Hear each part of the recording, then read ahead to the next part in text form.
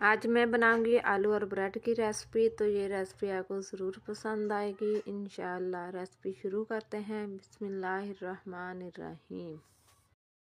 ये मेरे पास है 3 अदद आलू बॉयल करके मैश किए हुए, शिमला मिर्च, टमाटर, गाजर बारीक कटी हुई, बंद गोभी और चिकन। अब मैश किए हुए आलूओं में चिकन, बंद गोभी, टमाटर, गाजर और शिमला मिर्च, इन सारी सब्जियों को डाल देंगे।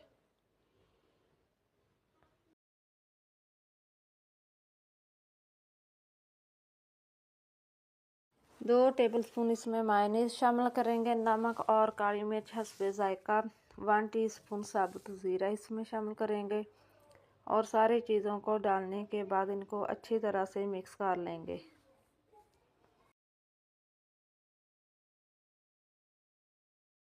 एक बाउल में 4 से 5 टेबलस्पून हम बेसन के लेंगे। इसमें बारीक कटी हुई सब्जियां, जिसमें गाजरें, शिमला मिर्च और सब्ज़ धनिया भी ऐड कर सकते हैं। इसमें नमक, काली मिर्च पाउडर और साबुत ज़ीरा डाल देंगे और इनको अच्छी तरह से मिक्स करेंगे और पानी डालकर एक पतला सा पेस्ट बना लेंगे। आपने इसको मोटा नहीं रखना और पतला पेस्ट बनाना है।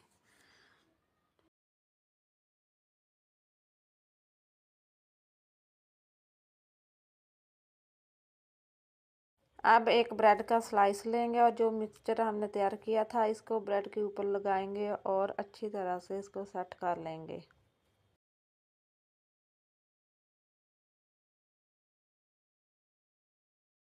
अच्छी तरह से सेट करने के बाद दूसरा ब्रेड का स्लाइस लेंगे और उसको इसके ऊपर रखेंगे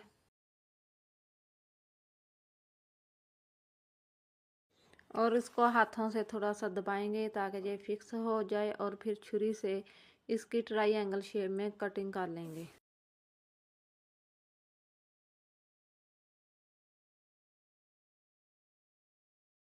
इसी तरह बारी बारी हम सारे ब्रेड तैयार कर लेंगे और इनकी कटिंग कर लेंगे।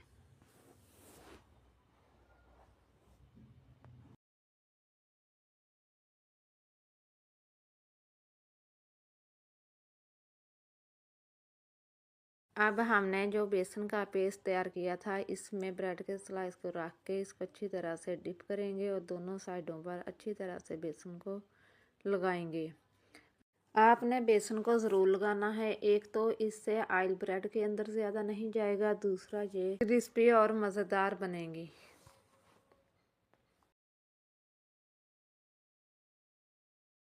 एक पैन में ऑयल डालकर हमने इसको गर्म कर लिया है। तो जो ब्रेड को हमने डिप किया था उसको गर्म किए हुए ऑयल में डाल देंगे और उसको अच्छी तरह से फ्राई करेंगे क्रिस्पी होने तक, और ज़्यादा नहीं पकाना कि जल जाए।